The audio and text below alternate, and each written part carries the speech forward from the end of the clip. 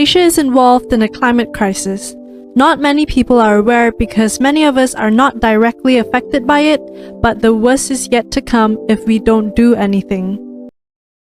Jabatan Meteorologi Malaysia (MET Malaysia) mengeluarkan amaran hujan berterusan tahap waspada di beberapa kawasan di Terengganu dan Kelantan. Flooding is the worst type of natural disaster in the world, the deadliest type along with earthquakes. But the climate crisis means that we are making flooding less natural and more disastrous. Well, in a word, they're appalling. Flooding is the worst and most deadly natural disaster, along with earthquakes, and has resulted in the death of millions and millions of people in the last century. But it also has a really enormous economic impact because it destroys infrastructure, it destroys buildings, it destroys power lines, it destroys hospitals, and it takes a really long time to recover from flooding because it takes such a long time to dry everything out and rebuild it. The big picture with flooding is that we need to get a grip on the climate crisis. That's what's making things worse, that's what's increasing the frequency and the intensity of the flooding that we're seeing around the world. And dealing with the climate crisis, first and foremost, means dealing with fossil fuels and stopping their burning by 2050. If we don't do that, we are going to see more flooding around the world, appalling damage, and we want to avoid that pretty much at all costs.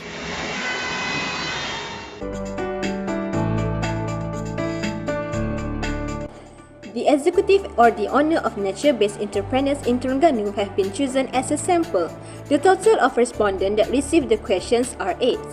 The design selected for this research study was qualitative in nature, using interviews, observations and documents.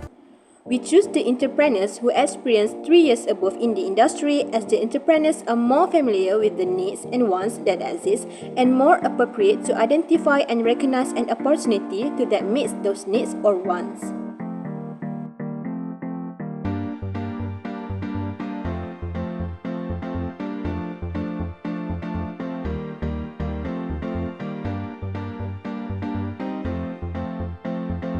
Waktu kita pula kita kontra lah.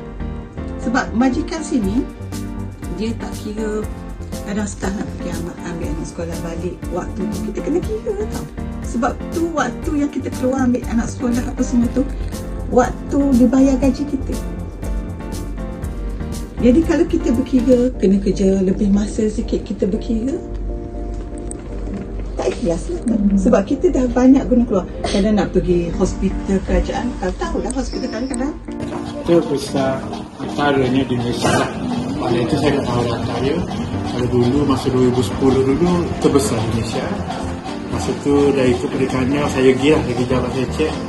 Ada lebih kendaraan 2,000 lebih sangka. Mungkin kadang tinggal setahun tu. Sebab kita ni mengharap dia ni tak boleh buat job, kita tukar benda lain itu dia orang buat. So kita bagi online training.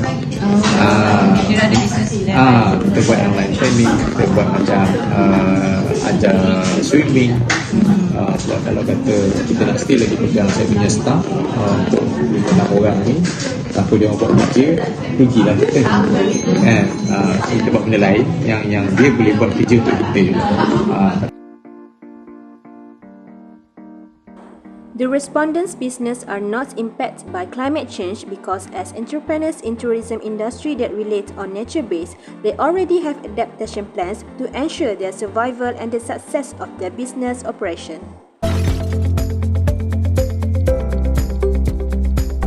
Climate change will alter the competitiveness of tourism destinations as well as the sustainability of major tourism market segments. It is evident that all tourism destinations will need to adapt to climate change, whether to minimize risk or to capitalize on new opportunities associated with local impacts of climate change or impacts on competitors and the broader tourism system.